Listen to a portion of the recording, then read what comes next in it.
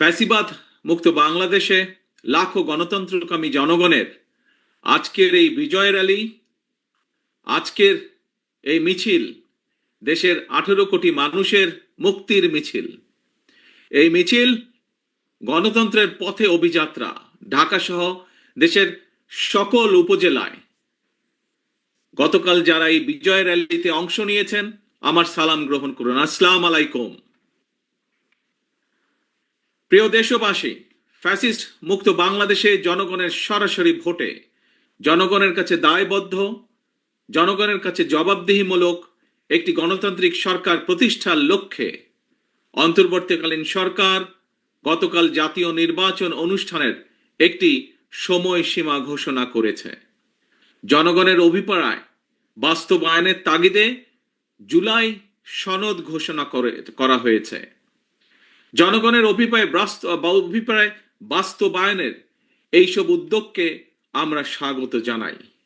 মানুষের গণতান্ত্রিক রাজনৈতিক অধিকার প্রতিষ্ঠার যাত্রাপথে বর্তমানে আমরা ইতিহাসের যে সন্ধিক্ষণ পার করছি, এই ঐতিহাসিক সময়টির জন্য দেশের গণতান্ত্রিকামী জনগণকে দীর্ঘ 1.5 দশকেরও বেশি সময় ধরে অপেক্ষা করতে হয়েছে।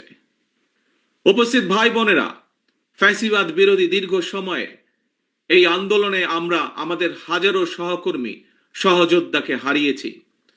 আমাদের অনেক সন্তান স্বজনের বুকের তাজা রক্ত দেখতে হয়েছে। বঞ্চিত হয়েছেন বাবা মায়ের জানাজা থেকে অনেকে। সন্তানকে ধরে নিয়ে যাওয়া হয়েছে, স্ত্রীর সামনে থেকে স্বামীকে ধরে নিয়ে যাওয়া হয়েছে, সন্তানের সামনে থেকে পিতাকে ধরে নিয়ে যাওয়া হয়েছে। গুম হয়ে যাওয়া এখনো বহু সন্তান পিতার জন্য অপলক চোখে অপেক্ষা করছে।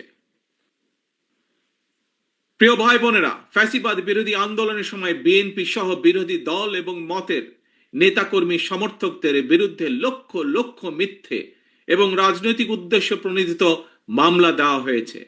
বিএনপির এমন নেতাও রয়েছেন যাদের বিরুদ্ধে শতাধিক 200-300 মামলাও রয়েছে, এমনকি 4 শতাধিক মামলা রয়েছে।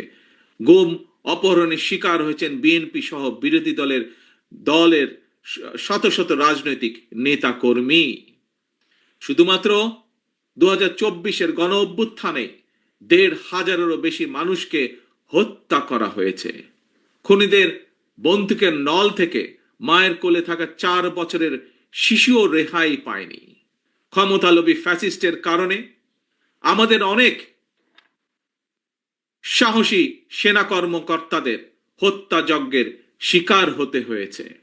বিডিআরের নাম পর্যন্ত পাল্টে দেওয়া হয়েছে, ভেঙে দেওয়া হয়েছে আইন শৃঙ্খলা রক্ষাকারী বাহিনী পুলিশের মনোবল। প্রিয় দেশবাসী, পতিত পরাজিত পলাতক স্বৈরাচারের আমলে দেশে অন্ধকারের রাজত্ব কায়েম করা হয়েছিল।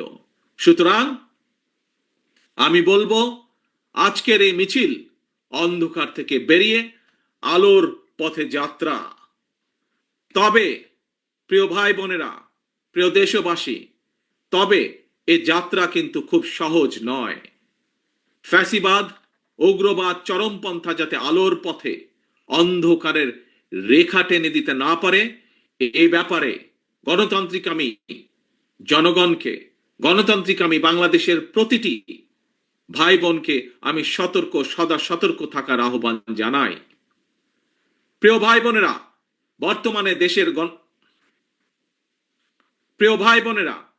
বর্তমানে দেশের গণতান্ত্রিকামী জনগণের সামনে নিজেদের অধিকার প্রতিষ্ঠার এক অপার সম্ভাবনা এবং সুযোগ তৈরি হয়েছে। আমরা যদি এই সুযোগকে কাজে লাগিয়ে দেশে জনগণের রাজনৈতিক শক্তি প্রতিষ্ঠা করতে পারি, জনগণের রাজনৈতিক এবং অর্থনৈতিক ক্ষমতা নিশ্চিত করতে পারি, তাহলে ভবিষ্যতে আর কেউ ফ্যাসিবাদ প্রতিষ্ঠা করার সুযোগ পাবে না, দেশকে তাবেদার রাষ্ট্রে পরিণত করতে পারবে না। আমাদের ভাই বোন সন্তান স্বজনদের জীবনের বিনিময় আমাদেরকে আর কখনো 2024-এর মতন 24 দেখতে, রক্তাক্ত 24 দেখতে হবে না। আমি ধর্ম বর্ণ নির্বিশেষে প্রতিটি নাগরিকের দৃষ্টি আকর্ষণ করে বলতে চাই, আপনার নিজের অধিকার প্রতিষ্ঠা করার জন্য আপনার পরিবারের নিরাপত্তা নিশ্চিত করার জন্য বর্তমান এবং ভবিষ্যৎ প্রজন্মের সামনে একটি নিরাপদ বাংলাদেশ প্রতিষ্ঠার জন্য একজন নাগরিক হিসাবে আপনার সিদ্ধান্ত নেবার সময় এসেছে।